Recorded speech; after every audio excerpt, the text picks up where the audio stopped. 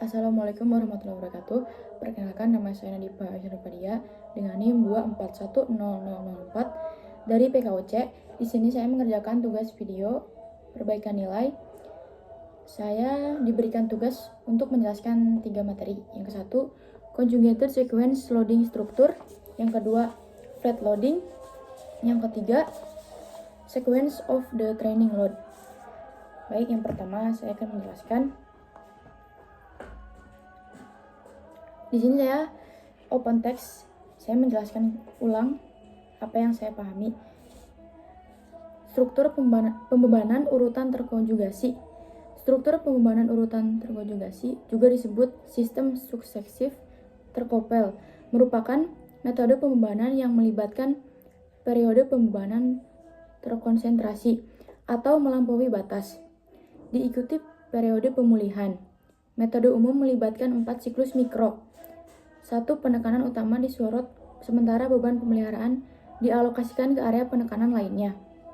Tujuan utama, memberikan atlet periode dengan stimulus pelatihan spesifik, meningkatkan kelelahan, dan menurunkan beberapa variabel kinerja. Fase pemulihan selanjutnya menghasilkan superkompensasi di mana performa meningkat drastis. Keuntungan, memberikan stimulus kuat, meningkatkan performa lebih tinggi daripada struktur pembebanan tradisional, mengurangi kelelahan kumulatif, dan mengurangi volume kerja jangka panjang. Dan di sini terdapat tabel. Saya akan menjelaskan. Saya akan menjelaskan tabel ini. Tabel ini membandingkan dua model periodisasi latihan pramusim, yaitu Conjugated Sequence Model of Training dan Modified Conjugated Sequence Model, dengan intra-block kontras lebih besar. Kedua model memakai sistem blok, loading block intensitas tinggi, recovery block intensitas menurun.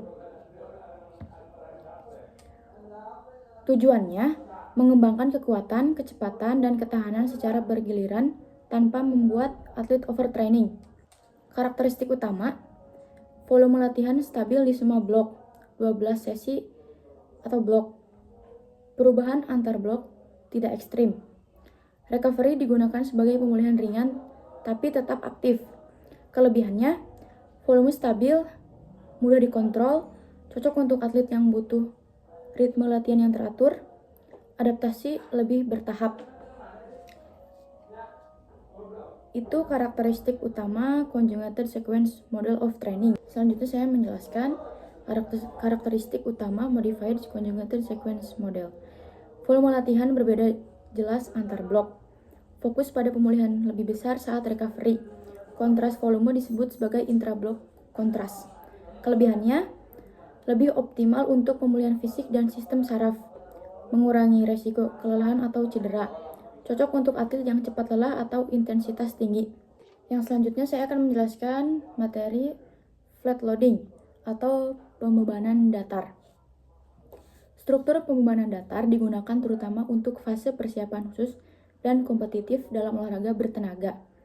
Model ini menggunakan 2 siklus mikro dengan pembebanan serupa, diikuti siklus mikro pemulihan, deload. Karakteristik 2 siklus mikro pertama menciptakan tuntutan fisiologis tinggi, beban optimal untuk adaptasi, diikuti siklus mikro ketiga yang lebih mudah untuk mengurangi kelelahan dan meningkatkan kesiapan. Dan di sini ada grafik. Saya akan menjelaskan satu persatu tentang grafik ini.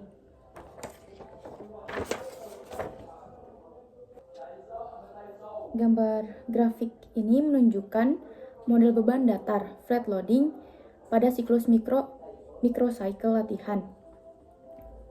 Sumbu vertikal sama dengan intensitas beban latihan atau training load. Sumbu horizontal sama dengan urutan minggu dalam mikro atau siklus. Penjelasan, microcycle 1 dan 2 adalah beban latihan tinggi dan tetap disebut loading microcycle yang warna abu-abu. Microcycle 3, beban latihan turun signifikan, disebut unloading microcycle yang warna biru tua. Maknanya, model ini digunakan agar atlet dapat mengakumulasi stres fisiologis dalam 2 minggu pertama, lalu mendapatkan fase pemulihan pada minggu ketiga untuk mencegah kelelahan berlebih dan memaksimalkan adaptasi. L artinya loading, U artinya unloading. Step loading sebelah kiri, beban meningkat secara bertahap terlihat dari kenaikan tinggi bar. Cocok untuk fase persiapan awal. Flat loading di sebelah tengah dan kanan, beban tetap tinggi lalu menurun. Cocok untuk fase spesifik dan fase menjelang kompetisi karena mempertahankan intensitas namun tetap ada recovery. Di bawah ini ada 3 grafik, yaitu step loading, flat loading, dan flat loading. Penjelasan secara umum, flat loading model menjaga beban tinggi selama 2 minggu lalu diturunkan efektif untuk mempertahankan performa biomotorik sambil memberi ruang pemulihan. Step loading model menaikkan beban secara progresif, cocok untuk membangun fondasi fisik di fase awal. Model ini membantu pelatih mengatur stres dan adaptasi dengan menyeimbangkan antara kerja keras dan pemulihan. Untuk materi terakhir, saya akan menjelaskan sequence of the training load atau urutan beban pelatihan. Urutan beban pelatihan sangat penting dalam periodisasi. Urutan yang tepat membuat setiap fase pelatihan meningkatkan efek fase berikutnya. Contoh, pengembangan kekuatan dan tenaga optimal terjadi jika pengembangan kekuatan dasar mendahului pengembangan karakteristik kekuatan dan tenaga.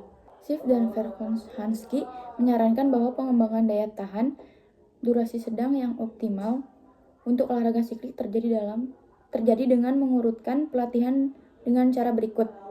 Persiapan fisik umum, kekuatan, kecepatan, daya tahan.